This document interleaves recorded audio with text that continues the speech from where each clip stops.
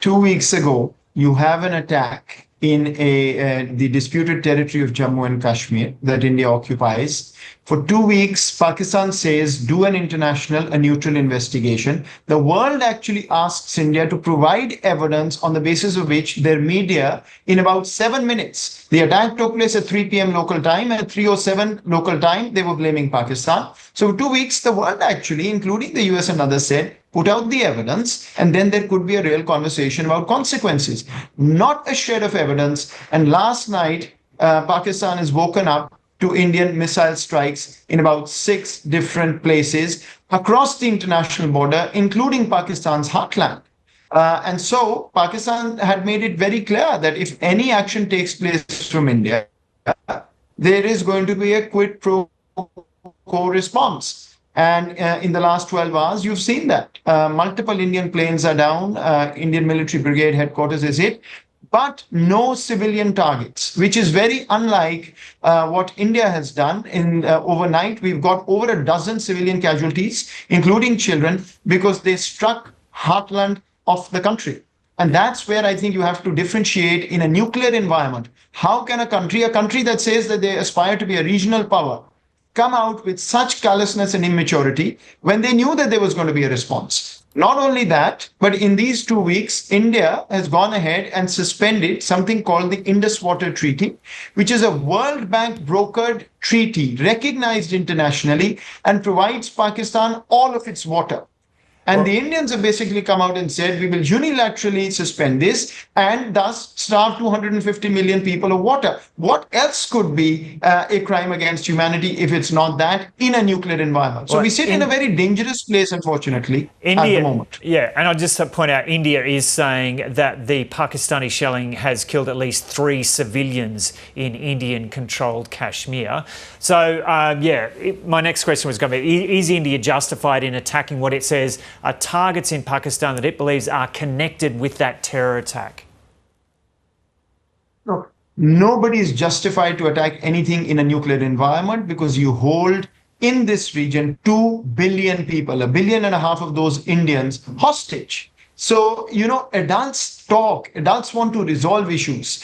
When you go and argue that I am targeting something that is legitimate, the question comes back to the same thing, Joe. Somebody enters your house, a thief enters your house, a robber comes and robs, and then you are supposed to do what? Sit back and let that happen? When they put a gun to your head, a gun to your children's head? That can't happen.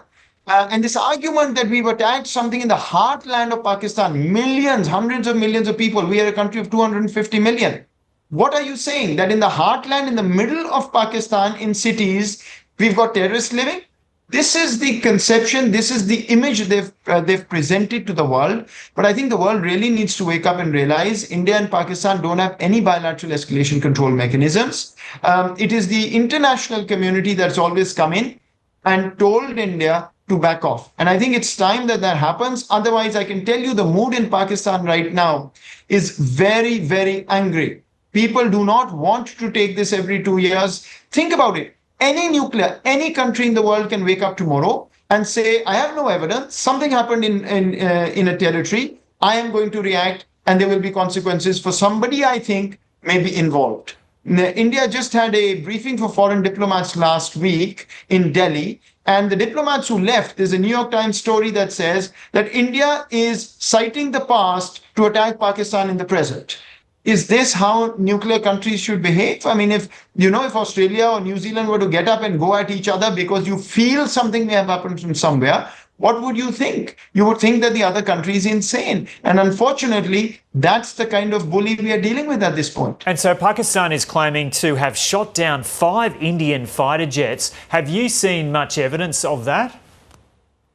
So, again, I'm not privy to that information in terms of real time, but Indian, Pakistani news channels and Indian social media, I've seen 3 clearly. I mean, 3 are very, very clear. And obviously, you don't get footage for every one of them. In fact, some of their very credible sources also put out tweets saying that 3 planes are down, and then it was deleted, maybe perhaps under pressure. I don't know, but so it's very clear that that's happened.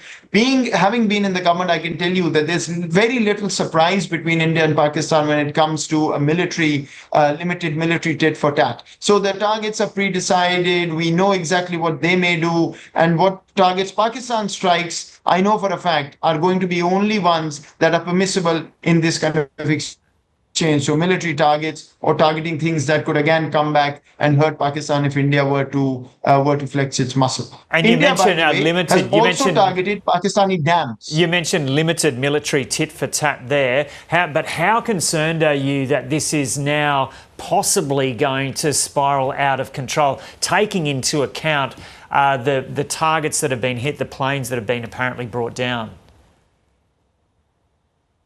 Look, as I said, in a nuclear environment, there is always going to be that risk. You can't guarantee. There is no way to guarantee. So Pakistan has acted in defense after what India did.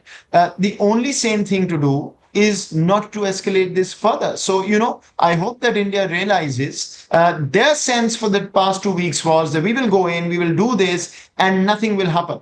I don't know where they got that confidence from, because the international community was not standing behind them to use military force, rightly so. And so there's always going to be a risk. And that's the sad part. We're dealing with 1/4 of the world's population. And here we are with a country wanting to settle scores. So I just hope that India is going to recognize that what's happened in the last 12 hours, Pakistan's clearly signaled that it's not going to back down. War is not good for anybody. And I hope that the world can prevail over India, but also send a message that it can't be precedent for anybody in the world to get up and wage war without any evidence of any wrongdoing on the other country's side. There have been tensions over many decades in this region. What is needed to settle this once and for all so these continuing attacks stop? Yeah, I think that's a critical question. It's a very good question. The problem, Joe, is that during the crisis, the entire world descends on India and Pakistan and says, cool it, guys, don't do this, very dangerous. After the crisis, there isn't that diplomacy that's needed to push India and Pakistan to sit down and come to settlement of their disputes. What are the disputes? There's a territorial dispute over Jammu and Kashmir, which Pakistan has argued that the UN Security Councils have asked for a plebiscite, which should be followed. India denies. There is a question of terrorism on both sides. India blames Pakistan. Pakistan blames India because there's been tremendous amount of terrorism in Pakistan that Pakistan feels that India is behind. There are then questions of, are we going to be civilized neighbors or not? How do we trade? How do we move forward? So those are later questions, but these two big questions and any other issues like the Indus Water Treaty, for instance.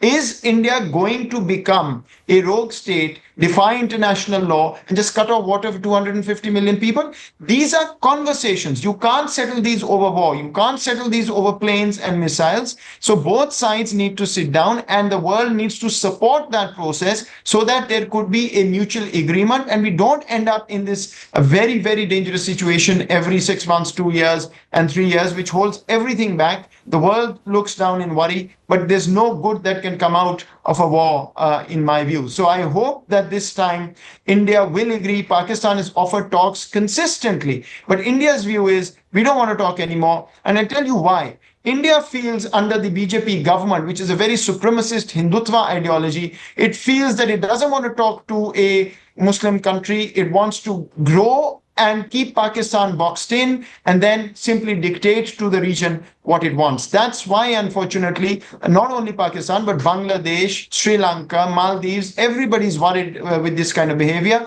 because nobody wants a hegemon in the region trying to dictate things. Okay, Moeed Yusuf, thanks for talking to us from Islamabad. It's a pleasure.